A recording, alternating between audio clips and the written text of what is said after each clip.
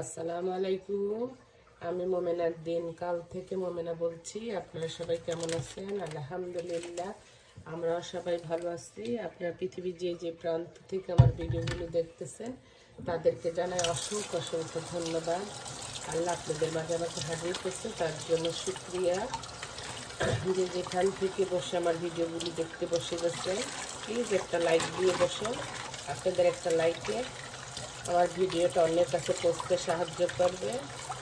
আমি জানি আপনারা সবাই লাইক দেন, আবার অনেকে দিতে ভুলে যান, সেই জন্য একটু স্মরণ করে দিলাম।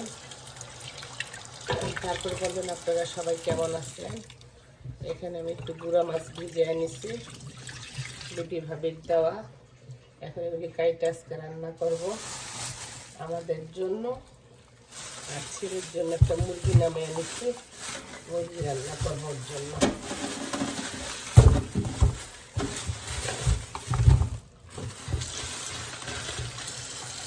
আমার দেশে বলেন, এই দেশে বলেন, সব ছেলেমেয়েরা এখন মুখটা ছাড়া কোনো কিছু অত খায়, সব কিছু কিন্তু অত পছন্দ করে না, তাই না?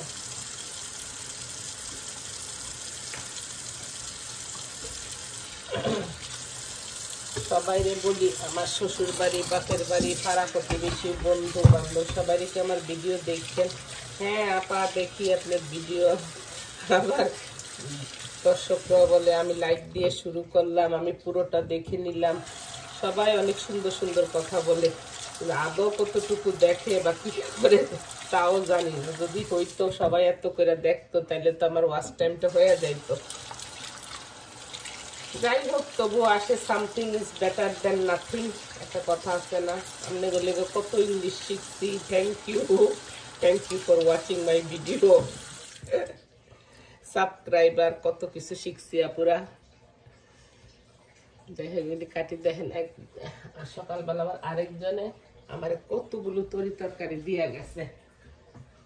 আসেন আপনারা নিয়ে যান কিছু। এখন আমি এগুলি সংরক্ষণ করে রাখবো না। কিছু বেগুন দেওয়া গেছে, এই যে দেখেন বেগুন। আমার মনে হয় বেগুন গুলো আগে পাচ্ছে, একটু ফুটা চিনেন, ফুটা লাগে। এই যে বেগুন দিয়ে গেছে। তাহমিনা, থ্যাংক ইউ তোমার বেগুনের জন্য। আর এই যে টমেটো দিয়ে গেছে, এদিকে আমি কাইটা ফ্রোজেন করে এখন রাইখা দিব। আরে আপনি বলবেন ডেলি ডেলি আপনারা তরকারি দেখাই, আপনাদেরকে দেখাই, এগুলি দেখতে ভালো লাগে না বলেন? কার ভালো লাগে না আমি জানি না, বাট আমার এই লাইভ তরি তরকারি দেখতে, তাজা মাছ দেখতে, এগুলি দেখতে আমার খুবই ভালো লাগে। খাই বা না খাই, কি কতটুকু করি তা জানি না। আচ্ছা, এখন এগুলি কাটাকুটি করি, তারপরে আবার আসতেছি আপনাদের মাঝে। এই যে অফ ক্যামেরাতে আমি মাছগুলো কাইটা নিচ্ছি, ভালো করে ধুয়ে নিচ্ছি। এখন আমি লবণ, লেবু বা ভিনেগার, যার বাসে যেটা থাকে সেটা দিয়ে মাখায় রাখবেন, তারপরে আবার ভালো করে ওয়াশ করবেন। এই মাছগুলোর মধ্যে অনেক আইসটা থাকে। আমি দেখছি আমাদের গ্রামের পুকুরের মধ্যে এরকম ঝানঝুন না কি জানি বলে, বাঁশের এটা বের করবো, ঝাঁকি মারে, তো সুন্দর মাছ ক্লিন হয়ে যায়। গুঁড়ো মাছে অনেক ইয়া থাকে, ধুইতে হয় অনেক, নাইলে খায় টেস্ট থাকে না, গন্ধ পায়। এখন মাথায় রাখলাম, পরে আবার ভালো করে ওয়াশ কর। এই যে পুরো আমি কত প্রজেক্ট নিয়ে বসছি, এগুলি সব সংরক্ষণ করব। ওই যে ওই আপুটা আবার আমার ছোটো বোনার জন্য, সেটা আপু দেখেন কত বড় লম্বা ডাটা দিছে, কত ইঞ্চি আমি দেখাইতে পারতেছি কিনা জানি না। দেখেন কত বড় ডাটা।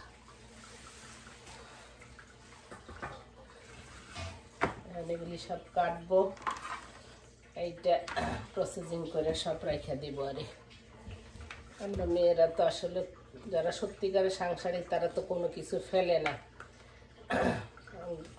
মেহমান অতিথি আসলেই বেশিরভাগ সবজি টবজি কিনা হয়। এমনি হয়তো বা দেখলাম একটা খুব জিনিস ফ্রেশ আসলো, না হলে যে রাইখা দিয়ে যে সামারের সবজিগুলো, ওগুলোই খাওয়া হয়, অত বেশি কিনা পড়ে না। আপনি দেখেন আমার বাজারের মধ্যে আমি সবজি কিন্তু কিনি কম, এগুলি থাকে। তার এমনিতে আমরা দুজন মানুষ, তো তার খাওয়া হয় না, বুঝছেন না?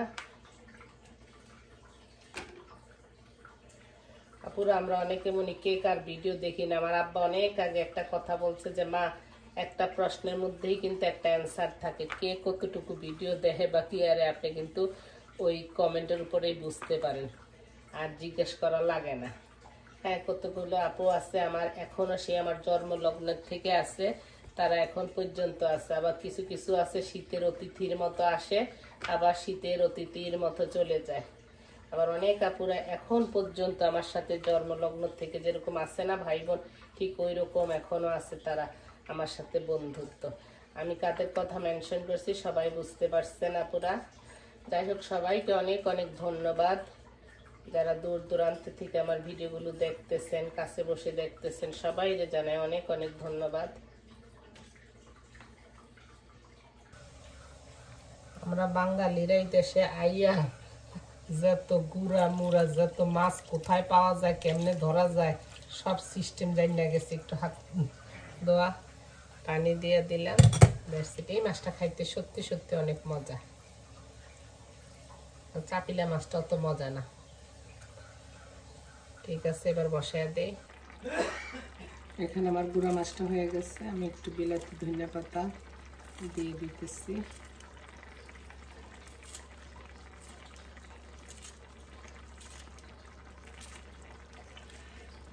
এই দেশে সব তরকারির ভিতরে আমি ধনিয়া পাতা দিই, এমনিতে এগুলি স্বাদ গন্ধ থাকে কোনো সময়। আর এখন তো পাইছি তাজা, আশেপাশে ছোট বোনটা দিছে, অনেকগুলো ধনিয়া পাতা দিছে। থ্যাংক ইউ জিমা, সব তরকারিতে দিয়ে খাইতেছি। এটা একটু মাখা মাখো রাখবো, কারণ আলুতে আর বেগুনেতে পরে ঝোল টাইনে নেওয়া যাবে। আরে একটু দোল দিব। আর আম্মা দেখতাম গুঁড়া মাছ চামিচ লাগাইতেন, এরকম হাতে দোলাইয়া দিত। কার কার মানে এভাবে দিচ্ছেন বা দেন কমেন্টে জানাইন। হয়ে গেছে আমাদের গুঁড়া মাছ রান্না। এখন মুরগিটা বসায় দেবো, দ্যাটস ইট। এগুলি তো কাটতে কুটতে উঠতে অনেকক্ষণ লাগতেছে। এখানে মুরগিটা রান্না করার জন্য মশলা কষায় নিচ্ছি, এখন মুরগিটা দিয়ে দিব। বিসমিল্লাহ। আলু দিয়ে মুরগি রান্না করব। আমাদের ঘরের সবচেয়ে প্রিয় তরকারি হলো আলু। সব আমার ছেলে মেয়েরা এত আলু পছন্দ করে, আমিও করি, বাট সবসময় তো আর সব তরকারির লগে আলু খাটে না।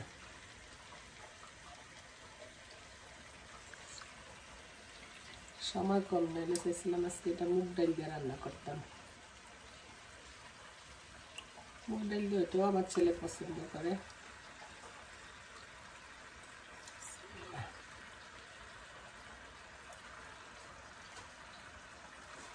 ভালো কইরা নাইরা চাইরা দিবেন, উপর নিচ করা মশলাটা যেন মাংসের ভিতরে প্রতিটা পাটে পাটে ঢুকে।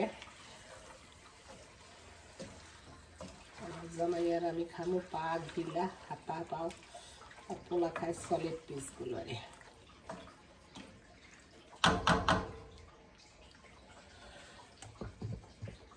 ঢাকনা করব, ঢাকনা দিয়ে দিই। নাস্তা খাইতে যাই, এখনো নাস্তা খাইনি, এই সব কিছু কুইটা কাইটা মাত্র উঠলাম। এনে দেখি আমার মাংসটা হয়ে গেছে কিনা। হয়ে গেছে। আমি অফ ক্যামেরাতে আবার একটু আলু দিছিলাম মাংসের সাথে, সেটা দেখাইতে ভুলে গেছি। কয়টা দাম আজকে আমার জামাই আমার বাসায়, কাজের জায়গাতে একটু প্রবলেম হয়েছে।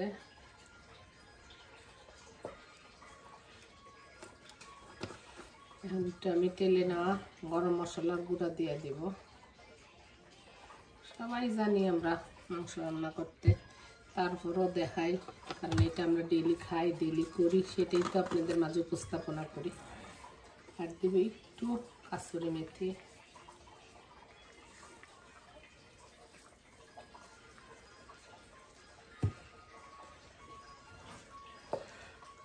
অনেকে কয় এটা খাই না, আমি ওইটা করি না, তমুক করি না।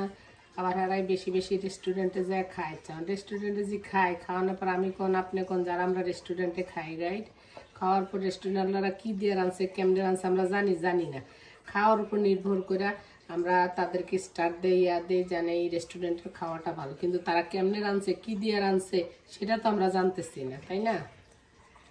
সুতরাং যেই বাসায় যাই, যেখানেই যাই, এক এক দেশের এক এক রকম রান্না, এক একজনের হাতে রান্নাটা মজা হয়েছে কিনা সেটাই হলো আসল কথা।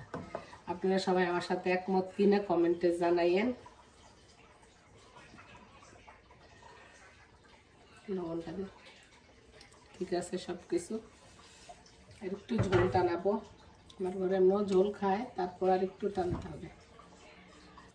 এই যে এখানে আমি সব কিছু কুইটা কিভাবে আমি সংরক্ষণ করি তা আপনাদের মাঝে একটু শেয়ার করলাম।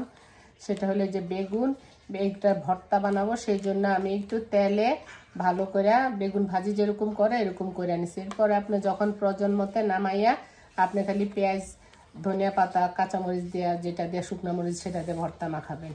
এটা আমি ডাটা, ইলিশ মাছ বা যেটা দিয়ে আপনি রান্না করেন ডাটা, এটা একটু হালকা তেল আর হলুদ দিয়া ভাপাইয়া সিদ্ধ করে নিছি। এটাও, এই সিমটাও আমি সেই প্রসেসে একটু পানি গরম করে লবণ দিয়ে একটু হালকা তেল দিয়া একটা বলক আসার পরে নামিয়ে ফেলছি। এরপর আপনি মাছ দিয়ে রান্ধেন, ভর্তা বানান, শাক দিয়ে রান্ধেন, সেটা আপনার ব্যাপার। আর এখানে যে টমেটো 4 ফালি করে রেখে দিচ্ছি, এখন এগুলি সব ফ্রোজেন করব। এইভাবে আপনারা, আমি বিভিন্ন তরকারি বিভিন্নভাবে ফ্রোজেন করি, যেমন করলা, তারপরে টমেটো, এগুলি আবার কাঁচা ফ্রোজেন করি। তো যখন আপনাদের দেশে সস্তা তরকারি থাকবে, সিজনাল তরকারিগুলো তো সস্তা, তখন আপনারা একটু ভাপ দিয়া যেভাবে সুবিধা মনে করেন কইরা রেখে দিলে তাইলে আপনারা অন্য অন্য সময় যখন দাম বেশি তখন ব্যবহার করতে পারবো। অনেক সময় হয়তো বা বাজারে যাওয়ার কেউ নাই, তখন এটা চট জলদি বের করে রান্নাও করতে পারবেন। এইভাবে আপনারা সংরক্ষণ করবেন, স্বামীর পয়সাও আয় হবে, এটা খেতেও ভালো লাগবে, ফ্রেশ। কথা বুঝছেন না? তো ঠিক আছে, ভালো থাকেন, সুস্থ থাকেন। যদি আমার ভিডিওগুলো ভালো লাগে আমার পাশে থাকেন। ইংলিশে বলে thank you for watching my video, বাংলাতে কইতাছি, এখন দিয়ে শুনতেছেন না, এখন আবার ইংলিশে লাগাই। তো ঠিক আছে, যে যেখানে থাকেন নিরাপত্তা থাকেন। আসসালামু আলাইকুম।